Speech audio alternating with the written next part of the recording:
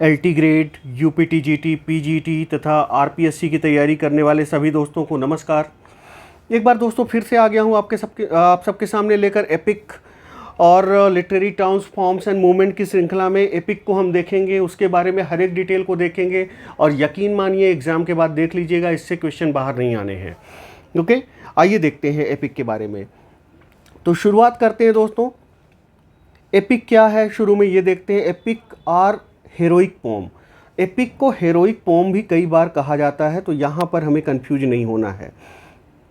जैसे मान लीजिए ये क्वेश्चन पूछ लिया गया कि epic is also known as, तो आपको ध्यान में रखना है हेरोइक पोम नाम से भी जाना जाता है। ओके, तो epic or heroic poem is a long narrative poem. दोस्तों नरेटिव पोम वो होती है जो कोई ना कोई कहानी कहती है, ध्यान में रखिएगा। तो नरेटिव टर्म से नहीं घबराइए। नरेटिव पोम मतलब ऐसी पोम जो कोई ना कोई कहानी नरेट करेगी। ओके, तो एपिक क्या है? एपिक या हीरोइक पोम एक लंबी नरेटिव पोम है celebrating the great deeds of one or more legendary heroes. ये किस बारे में बात करती है ये कविता? लेजेंडरी हीरोज के बारे में, जो बड़े बड़े हीरो हैं उनके बारे में, उनके कार्यों के बारे में, उनके डीड्स के बारे में, उनके जो महान कार्य हैं उनके बारे में एक तरह से कविता के माध्यम से कहानी बताई जाती है। इन अ ग्रैंड सरमोनियस स्टाइल, और स्टाइल क्या होती है पोम की? ग्रैंड होगी, ग्रैंड स्टाइल। और सेरेमोनियस स्टाइल मीन्स बहुत ही फॉर्मल कविता होगी, ये बहुत ही औपचारिक कविता होगी। कैसी कविता होगी? एक औपचारिक कविता होगी। ओके, एक नरेटिव पोम होगी। ओके, एक हीरोइक पोम होगी जो कि किसी हीरो, वो हीरो किसी देश का हो सकता है, विश्व स्तर का हो सकता है, मिल्टन के पैराडाइज लॉस्ट का में जैसे एग्जाम्पल के तौर पे देख लीजिए, चाहे एडम को मानिए या सेटन को मानिए। कहने का मतलब वो हीरो बहुत फेमस होगा, उसकी कहानी कहेगी और बहुत ही औपचारिक स्टाइल में। तो आई होप एपिक का जो, अगर कोई आपसे इंटरव्यू में पूछता है कि एपिक क्या है तो आप बता सकते हैं it is a kind of heroic poem. Okay, it is also narrative poem. It tells about the, in a very grand and ceremonious style, it tells a story. Okay, आगे आते हैं दोस्तों। फिर से देखते हैं, समझने की कोशिश करते हैं एपिक क्या है। Epic is a long verse narrative on a serious subject. फिर से देखिए वही चीज़ कही जा रही है, लंबी कविता है। ओके, जो कहानी बता रही है, नरेटिव है। Okay, on a serious subject, विषय कैसा होगा एपिक का? सीरियस होगा, ध्यान में रखिएगा। Told in a formal and elevated style, style बहुत फॉर्मल होगी, बहुत एलिवेटेड होगी। And centred on a heroic और क्वासी डिवाइन फिगर, और ये इसका जो हीरो होगा वो क्या होगा? क्वासी डिवाइन फिगर होगा, कई बार अर्ध देवीय टाइप, दैवीय टाइप का होगा। क्वासी डिवाइन मतलब वो देवताओं का या तो प्रतिनिधि होगा या अर्ध दैवीय, समझ लीजिए कि कहने का मतलब उसमें देवताओं के लक्षण होंगे। इस तरह के किसी हीरो के बारे में एपिक कहानी कहता है। क्वासी डिवाइन फिगर से कंफ्यूज मत होइएगा, अर्ध दैवीय, क्वासी डिवाइन फिगर। जो हीरो होगा वो क्वासी डिवाइन फिगर होगा। On whose actions depends the fate of a tribe. On whose actions depends the fate of a tribe, a nation, or an instance of John Milton, Paradise Lost, the human race. कहने का मतलब उस hero की कहानी epic में बताई जाएगी जिसके कार्यों से बहुत कुछ निर्भर करता है। क्या निर्भर करता है? किसी ट्राइब का भाग्य निर्भर करता है, किसी राष्ट्र का भाग्य निर्भर करता है उस हीरो के कार्यों से। जैसे रामचरितमानस का एग्जाम्पल ले लीजिए, उसमें जो भगवान राम जो हैं, रामचरितमानस एक एपिक है, लेजेंडरी एपिक है, जिसे सेकेंडरी एपिक भी बोलते हैं। तो एक एपिक है जिसे लिटरेरी एपिक भी आप कह सकते हैं। तो उसमें राम क्या है? एक डिवाइन फिगर है। तो जो हीरो होता है वो डिवाइन फिगर होता है और हीरो के कार्यों पर बहुत कुछ निर्भर करता है, उस विशेष जाति का, ट्राइब का या उस राष्ट्र का। ओके, मिल्टन का पैराडाइज लॉस्ट देख लीजिए, पूरा ह्यूमन रेस का सवाल था। आई होप आपको समझ में आ रहा होगा। The hero usually protected by or even यहाँ पर देखते हैं जो हीरो होगा, the hero usually protected by or even descendant from gods. जो हीरो होगा एपिक का, किसी भी कोई भी महाकाव्य हो, उसका जो हीरो होगा या तो स्वयं ईश्वर उसकी रक्षा करता है, या कई बार स्वयं भगवान का वो अवतार होता है, क्वासी डिवाइन फिगर होगा। Okay, perform superhuman exploits in battle or in marvellous voices. अब ये जो एपिक का हीरो होता है, महाकाव्य का जो हीरो होता है, ये सुपर ह्यूमन कार्य करता है, तभी तो सुपर हीरो हुआ। महाकाव्य का जो हीरो होगा वो एक तरह से सुपर हीरो ही होता है। ओके, या तो युद्ध में वो अपने बहुत ही सुपर ह्यूमन वाले कार्यों को परफॉर्म करेगा, या किसी बड़ी यात्रा पर जाएगा, वॉयजेस पे जाएगा, समुद्री यात्रा पर जा रहा है, बहुत बड़े कार्यों का निष्पादन कर रहा है।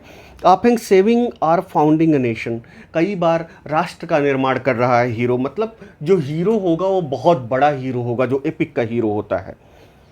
जैसे उदाहरण यहाँ पर दिया हुआ है, for the example you can take in Virgil's Aeneid और the human race itself in Milton's Paradise Lost. Virgil के एनीड का उदाहरण देख सकते हैं, या मिल्टन के पैराडाइज लॉस्ट का उदाहरण आप देख सकते हैं। इनके जो हीरो हैं वो उनके एक्शन पे बहुत कुछ निर्भर करता है, पूरे राष्ट्र का, पूरी जाति का। तो कहने का मतलब जो हीरो का कद होगा वो बहुत ऊंचा होगा एपिक में। अब यहां पर आते हैं दोस्तों, there is a standard distinction between traditional and literary epics. देखिए, जो ट्रेडिशनल एपिक होता है, जो क्लासिकल एपिक होता है, उसे ही ट्रेडिशनल एपिक को ही क्लासिकल एपिक बोलेंगे, ट्रेडिशनल एपिक को ही होमरिक एपिक बोलेंगे। ओके, ये सब आपको ध्यान में रखना है। तो जो ट्रेडिशनल एपिक होता है, एपिक दो तरह के हैं, एक तो ट्रेडिशनल एपिक हो गया और दूसरा लिटरेरी एपिक हो गया। इन दोनों में बिल्कुल क्लियर डिस्टिंक्शन है, बिल्कुल अंतर है, साफ साफ अंतर है। क्या अंतर है, आइए देखते हैं। अब देखिए, ट्रेडिशनल एपिक्स को और किन नामों से जाना जाता है? होमरिक एपिक मैंने बताया, क्लासिकल एपिक बताया, फोक एपिक नाम से भी जाना जाता है। कंफ्यूज मत होइएगा, जैसे आपसे क्वेश्चन अगर एग्जाम में पूछा जाता है, traditional epics are also known as folk epics, primary epics के नाम से भी जाना जाता है। कंफ्यूज नहीं होना है, प्राइमरी एपिक्स, ट्रेडिशनल एपिक्स, फोक एपिक्स, होमरिक एपिक्स, ये सब एक ही हैं। ओके, तो जो ट्रेडिशनल एपिक होता है वो क्या होता है? Were written versions of what had originally been oral poems. जो ट्रेडिशनल एपिक है वो रिटन वर्जन है, जो पहले कहानियाँ, बड़ी बड़ी कहानियाँ एक दूसरे से सुन के एक पीढ़ी से दूसरी पीढ़ी में जाती थी, उनको लिख दिया गया। उनको जब लिख दिया गया तो उसे ही ट्रेडिशनल एपिक कहा गया। ओके, ओरिजिनली यहाँ पर देखिए ये कैसे एपिक होते हैं। written versions of what had originally been oral poems about a tribal or national hero during a warlike age. Okay? तो जो हीरो होता है, जिसके बारे में गाथाएं प्रचलित होती हैं, उनको लिख दिया गया ट्रेडिशनल एपिक्स में। Among these are the Iliad and Odyssey that the Greek ascribed to Homer, the Anglo-Saxon Beowulf. अब देखिए उदाहरण कौन कौन से हैं ट्रेडिशनल एपिक के। यहाँ दिया एलियड उदाहरण है, ट्रेडिशनल एपिक हो गया, या फोक एपिक हो गया, या प्राइमरी एपिक हो गया। कई नामों से जाना जाता है, कंफ्यूज नहीं होना। यहीं पर हम छोटी छोटी गलतियाँ कर देते हैं। तो एलियड एंड ओडिसी ट्रेडिशनल एपिक के उदाहरण हो गए। ओके, जो होमर का माना जाता है, ये ग्रीक भाषा में लिखे गए हैं। ओके, और एंग्लो सैक्सन एपिक जो बियोवुल्फ है वो भी ट्रेडिशनल एपिक में आ जाएगा। अब यहाँ देखते हैं दूसरा प्रकार जो एपिक का है, लिटरेरी एपिक। जो literary epics are secondary epics. Literary epic जो पहला तो हो गया होमरिक एपिक, या जिसे ट्रेडिशनल एपिक कहा जाता है, या जिसे प्राइमरी एपिक कहा जाता है, या जिसे फोक एपिक कहा जाता है, पहला टाइप हो गया। कंफर्म क्लियर रहिएगा, आपका कॉन्सेप्ट बिल्कुल आसानी से, ये सारे टॉपिक बिल्कुल हंसते खेलते हुए तैयार हो जाएंगे। कोई टेंशन की बात नहीं है, बस आप वीडियोस को देखते रहिए। चैनल को ज़्यादा से ज़्यादा सब्सक्राइब कीजिए, लाइक कीजिए, शेयर कीजिए, अच्छाई का प्रसार कीजिए। Literary epics are secondary epics और लेजेंडरी एपिक्स। जो देखिए लिटरेरी एपिक होता है उसे लिटरेरी एपिक तो कहते ही हैं, सेकेंडरी एपिक भी उसे ही कहा जाता है, लेजेंडरी एपिक भी उसे ही कहा जाता है। Were composed by individual poetic craftsman in deliberate imitation of the traditional form. जो ट्रेडिशनल फॉर्म था एपिक का, उसकी नकल करके जो एपिक लिखे गए उन्हें क्या कहेंगे? उन्हें सेकेंडरी एपिक कहेंगे, या उन्हें लिटरेरी एपिक कहेंगे, या उन्हें लेजेंडरी एपिक कहेंगे। Virgil and Milton wrote what are called secondary और लिटरेरी एपिक्स। वर्जिल और मिल्टन के जो एपिक हैं, जो एपिक रचनाएं हैं, उन्हें हम क्या कहेंगे? सेकेंडरी या लिटरेरी एपिक कहेंगे, इन इमिटेशन ऑफ अर्लियर प्राइमरी या ट्रेडिशनल एपिक्स। चूँकि ये प्राइमरी या ट्रेडिशनल एपिक की इमिटेशन में लिखे गए। आप Homer whose Iliad and Odyssey are derived from an oral tradition of recitation. जैसे जो होमर के एपिक है इलियड एंड ओडिसी, वो तो ओरल ट्रेडिशन से, पहले जो श्रुति परंपरा थी, अगर ओरल ट्रेडिशन को विशुद्ध हिंदी में बोले तो श्रुति परंपरा थी, एक दूसरे से सुन सुन के जो कहानियाँ आगे बढ़ रही थी उन पर लिखा होमर ने। उसके बाद जो वर्जिल और मिल्टन ने लिखा वो ट्रेडिशनल एपिक की नकल करके लिखा। ओके, इसलिए इसे सेकेंडरी एपिक भी कहते हैं, लेजेंडरी एपिक भी कहते हैं, लिटरेरी एपिक भी कहते हैं। They adopted many of the conventions of Homer's work. अब जो लिटरेरी एपिक जो लिखा मिल्टन ने, वर्जिल ने, इन लोगों ने, या आगे आने वाले और अन्य लोगों ने, इन्होंने क्या क्या किया? इन्होंने बहुत सारी जो कन्वेंशंस थीं होमर के वर्क की, इंक्लूडिंग द इन्वोकेशन, जैसे मिल्टन के भी एपिक में पैराडाइज लॉस्ट में आवाहन मिल जाएगा, इन्वोकेशन मिल जाएगा। म्यूज़ को आवाहन करते हैं और कहते हैं मेरा म्यूज़ अन्य म्यूज़ से अलग है। द यूज़ ऑफ एपिथेट्स, जो एपिथेट का यूज किया गया है। The listing of heroes and combatants and the beginning in medias res. कहने का मतलब ट्रेडिशनल एपिक की इनमें बहुत सारी विशेषताएं होती हैं, उनको सीधे सीधे नकल किया, जैसे इन्वोकेशन हो गया, एपिथेट्स का यूज हो गया। ओके, इन्वोकेशन मिल्टन के भी एपिक में मिल जाएगा, ट्रेडिशनल एपिक में भी होता है। एपिथेट्स का यूज, कहने का मतलब किसी न किसी विशेषण का यूज, वो भी मिल जाएगा। जिस तरह हीरो होते हैं इनके मिल्टन के एपिक में भी, कहने का मतलब लिटरेरी एपिक में भी हीरो होंगे। कम्बेटेंट्स, जो लड़ने वाले हैं एक पक्ष से दूसरे पक्ष से। Beginning in medias res, medias res से कंफ्यूज नहीं होना है। जो किसी भी एपिक की बिगिनिंग होती है वो किस में होती है? मीडियास रेस में होती है। आपने कोई बॉलीवुड या हॉलीवुड मूवी देखी होगी, कई बार कहानी बीच से शुरू होती है, उसके बाद बैकग्राउंड स्टोरी बाद में बताई जाती है। कहने का मतलब कई बार हीरो को दिखाया जाता है कि वो किसी से लड़ रहा है, या हीरो जीवन और मौत से संघर्ष कर रहा है, यहाँ से फिल्म शुरू हुई और उसके बाद बताया जाता है कि कहाँ से मूल कहानी कहाँ से शुरू हुई थी। पिक्चर के बीच में हीरो कहता है कि नहीं मैंने बहुत कष्ट झेला है, मैंने बहुत परेशानियां झेली हैं, और बैकग्राउंड स्टोरी शुरू हो जाती है। तो कोई भी एपिक हो वो भी मीडियास रेस से शुरू होता है, बीच से शुरू होता है, और बैकग्राउंड स्टोरी बाद में बताई जाती है। ओके, तो मीडियास रेस, ये सारी विशेषताएं हैं जो कि लिटरेरी एपिक में भी हैं, चाहे वो इन्वोकेशन की हो, एपिथेट्स की हो, कम्बेटेंट्स की हो। कहने का मतलब योद्धा होते हैं, दोनों तरफ से जो लड़ने वाले हैं वो होते हैं। और स्टोरी जो है एपिक की, चाहे लिटरेरी एपिक हो, सेकेंडरी एपिक, इसकी भी मीडियास रेस से शुरू होती है। कहानी मध्य से शुरू होती है, बैकग्राउंड स्टोरी बाद में बताई जाती है।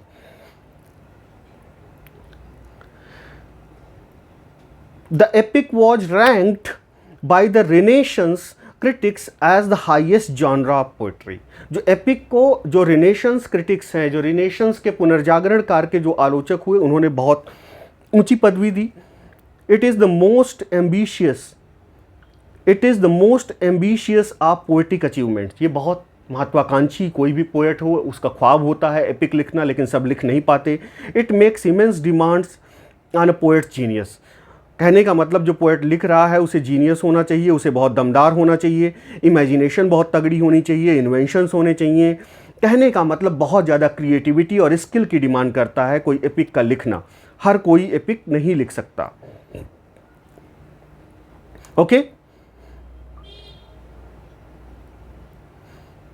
एग्जाम्पल पे देखते हैं। अब एपिक, आपको दो तरह के एपिक होते हैं, एक तो ट्रेडिशनल एपिक हो गया, दूसरा लिटरेरी एपिक हो गया। ट्रेडिशनल एपिक को कई बार फोक एपिक, कई बार प्राइमरी एपिक भी कहते हैं, और लिटरेरी एपिक को सेकेंडरी एपिक, लेजेंडरी एपिक के नाम से जाना जाता है। अब एग्जाम्पल्स देख लेते हैं। Homer's Iliad and Odyssey in Greek, यहाँ पर उदाहरण देखिए। Homer's Iliad and Odyssey in Greek, Virgil's Aeneid in Latin, the Anglo Saxon epic Beowulf, ये सब एपिक के उदाहरण हैं। और किस भाषा में है ये भी दिया गया है।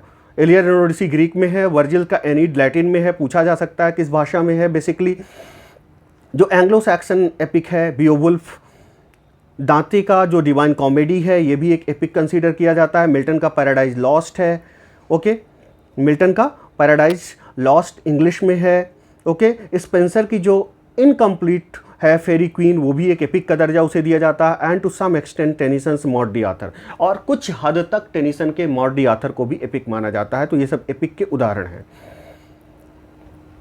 एमंगस्ट इंडियन एपिक्स, आइए इंडिया के कुछ एपिक्स को देख लेते हैं। Maharishi Valmiki Ramayana and Tulsidas Ramcharitmanas. We may also mention Tasso's Jerusalem Delivered भी एक एपिक है, तासो का जो जेरूसलम डिलीवर्ड है। एंड कैमियोन्स लूसियट, ओके, इसे भी लूज सेंस में कुछ हद तक हम एपिक मान सकते हैं। किसको? जो कैमियोन्स का लूसियट है, ये भी लूज सेंस में हम इसे एपिक मान सकते हैं। ये सब एपिक के उदाहरण हैं दोस्तों। फिर से देखते हैं कुछ और तथ्य एपिक के बारे में, ताकि कोई भी क्वेश्चन बाहर न जाए। The hero of the epic is always a great traditional, great national figure. जो हीरो होगा नेशनल फिगर होगा, sometimes of even cosmic importance. कई बार वो पूरे ब्रह्मांड के लिए महत्व रखता है, जैसे जीसस क्राइस्ट का कैरेक्टर हो गया, पैराडाइज लॉस्ट में जो सैटर्न का कैरेक्टर हो गया। The hero of होमर्स Iliad is the great warrior. अगर हम होमर के इलियड का हीरो देखते हैं, वो एक्लीज है, बहुत ज़्यादा महत्व रखता है, उसी पर पूरा जो इनका एपिक है वो सेंटर्ड है। The hero of वर्जिल्स एनीड is एनियस, son of the goddess Aphrodite. अगर हम बात करें वर्जिल के एनीड का जो हीरो है वो एनियस है। ये किसका बेटा है? गॉडेस एफ्रोडाइट का, क्वासी डिवाइन फिगर, अर्धदैवीय। कहने का मतलब मैंने पहले ही बताया है कि जो एपिक का हीरो होगा वो बहुत बड़ा फिगर होगा। अन्य उदाहरणों में देखते हैं। In Paradise Lost the hero is Adam. Paradise Lost में ओवरऑल तो हीरो एडम को ही माना जाता है, who represent the entire human race. पूरी मानव जाति को रिप्रेजेंट कर रहे हैं Adam, okay. If we consider Christ to be the hero, he is both God and man. अगर हम क्राइस्ट को हीरो माने तो वो गॉड भी हैं, इंसान भी हैं। फिर से वही बात आ जाती है, कहने का मतलब ये है कि जो हीरो होगा एपिक का वो बहुत बड़ा फिगर होता है। The hero of Spenser's Faerie Queene is the legendary national hero Arthur, King Arthur. पूछा जाता है, ये सब चीज़ें ध्यान रखिएगा कि स्पेंसर की फेरी क्वीन का हीरो कौन है, तो किंग आर्थर है, okay. Legendary national hero King Arthur. The hero of Indian epics Ramayana और Ramcharitmanas is Lord Ram, the incarnation of the supreme God Vishnu. अब देखिए, जो हीरो हैं रामायण के या रामचरितमानस के, वो स्वयं भगवान विष्णु के अवतार भगवान राम हैं। तो बहुत बड़ा फिगर होता है जो एपिक का हीरो होता है। द सेटिंग पे देखते हैं, सेटिंग क्या होती है एपिक की। The setting of an epic is ample in scale, covering a whole country. पूरे देश को जो सेटिंग होती है वो पूरे देश को कवर करती है, पूरे देश में होती है। Or the whole world as known at that time, या उस समय जितना जाना हुआ संसार है। कहने का मतलब बहुत सारी चीज़ों की डिस्कवरी बाद में हुई, अमेरिका की डिस्कवरी बाद में हुई, अंग्रेज़ों ने इंडिया को भी बाद में खोजा, ओके। तो कहने का मतलब उस समय का जो भी संसार होता है, कई बार पूरे देश लेवल पर उसकी सेटिंग होती है किसी एपिक की, उसमें पूरे देश की चर्चा की जाएगी, या उस समय का जो भी कई बार पूरा संसार है उसकी चर्चा होती है एपिक में। कहने का मतलब विषय वस्तु या सेटिंग बहुत बड़ी होती है।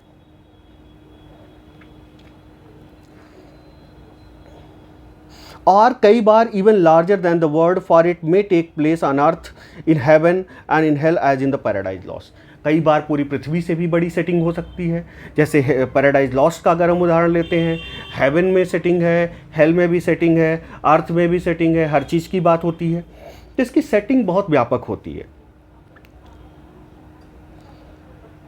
In Homer's Odyssey, Odysseus wanders over the Mediterranean basin, the whole of the world known at that time. अगर हम होमर के ओडिसी की बात करें तो ओडिसी पूरा मेडिटेरेनियन बेसिन को छान मारता है, पूरा मेडिटेरेनियन बेसिन में वो वांडर करता है, घूमता है, और यहीं तक का संसार उस समय यूरोप के लोगों को ज्ञात था, okay. The action in the epic is a very high magnitude. जो एक्शन होता है बहुत हाई मैग्नीट्यूड का होता है। It involve super human deeds in battles. Super human deeds को इन्वॉल्व करता है। कोई जैसे आपने हीरोइक फिल्म देखी हो, या कोई जैसे कहने का मतलब जैसे अपने यहाँ शक्तिमान, तो शक्तिमान में जो शक्तिमान का कैरेक्टर है, सुपर ह्यूमन डीड्स है उसके, जो लड़ता है तो बहुत सारी चमत्कारी शक्तियों का प्रयोग करता है, भगवान राम ब्रह्मास्त्र का प्रयोग करते हैं। तो action in the epic is a very high magnitude. It involve super human deeds in battles such as Achilles heroic feats in Trojan war. Trojan war में अगर एक्लीज को देखिए, उसको सिर्फ ये था, इतना बड़ा योद्धा था कि उसको तो जब तक उसकी एड़ी में उसके हील में जब तक कोई नहीं मारता तब तक वो मर ही नहीं सकता था, इतना बड़ा योद्धा था। तो बिल्कुल हीरोइक डीड्स को बड़े बड़े सुपर नेचुरल पावर्स का इस्तेमाल होता है यहाँ पर। In Paradise Lost, there is a fierce battle between Satan and his evil angels and God and his archangels. अगर पैराडाइज लॉस्ट की भी बात करें तो उसमें युद्ध होता है किसके, सैटन के बीच में, और जो उसके एविल एंजल एक तरफ होते हैं, गॉड और उसके जो आर्च एंजल हैं वो एक तरफ होते हैं, युद्ध होता है। Equally amazing and hazardous is the journey of Satan through chaos to discover the newly created world. उतना ही अमेजिंग होता है जब सैटन जो केओस से होते हुए नया जो बनाया गया संसार है वहाँ तक आता है। And is desperately audacious attempt to outwit God by corrupting mankind. और जो सैटन का अटेम्प्ट होता है मानवता को करप्ट करने का, भ्रष्ट करने का, ताकि भगवान के कार्यों को ख़राब किया जा सके, ये सारी चीज़ें बहुत बड़ी बड़ी, मतलब कहने का मतलब इस तरह की बड़े स्केल की चीज़ें एपिक में होती हैं। In which is success is ultimately frustrated by the sacrificial enterprise of Christ. बाद में मानवता को ख़राब करने का, करप्ट करने का जो प्रयत्न है क्राइस्ट द्वारा फ्रस्ट्रेट कर दिया जाता है, क्राइस्ट द्वारा उसको बेनकाब कर दिया जाता है, उसको रोक दिया जाता है। तो दोस्तों ये टोटल आपका जो एपिक है उस पर ये चीज़ें, इससे बाहर एग्ज़ाम में नहीं आएगा। आप बस कुछ चीज़ें और ध्यान में रखिए जो मैं आपको ओरली बताया देता हूँ। जैसे आपको ये ध्यान में रखना होगा कि जैसे ओडिसी का आथर कौन है, होमर है। ओके, जैसे होमर की इलियड में कितनी बुक है, 24 बुक्स हैं, आपको ध्यान में रखना है। अगर आपसे ये पूछा जाता है कि होमर के इलियड में कितनी बुक्स हैं, 24 बुक्स हैं। ओके, वर्जिल की एनीड में 12 बुक्स हैं।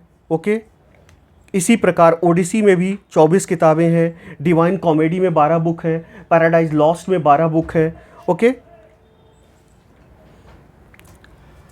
तो ये सारी चीज़ें आपको ध्यान में रखना है। जैसे स्पेंसर्स की फेरी क्वीन है, 6 बुक्स में है, ये भी आप ध्यान में रखिए इस फैक्ट को। स्पेंसर की फेरी क्वीन कितने बुक्स में है, 6 बुक्स में है।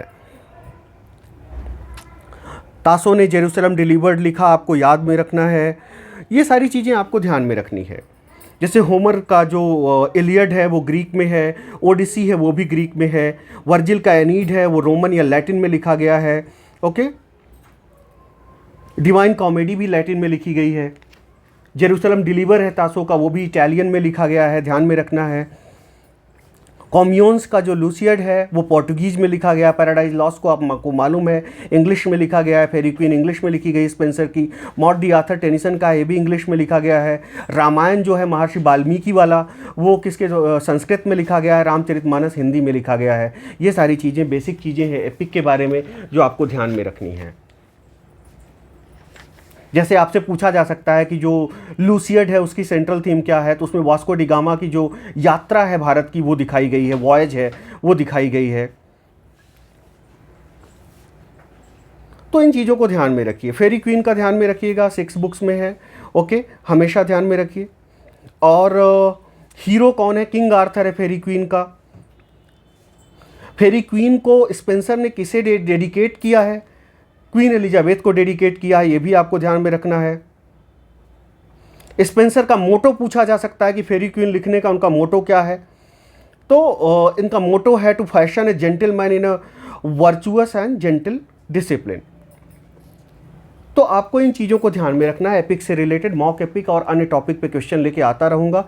इसको फटाफट जो कंटेंट प्रोवाइड कर रहा हूँ इसको फटाफट ध्यान में रख लीजिए, पढ़ लीजिए, अच्छे से तैयार कर लीजिए और बार बार इस वीडियो को देख लीजिए।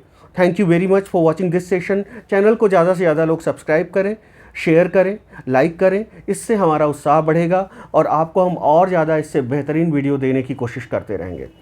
Thank you very much.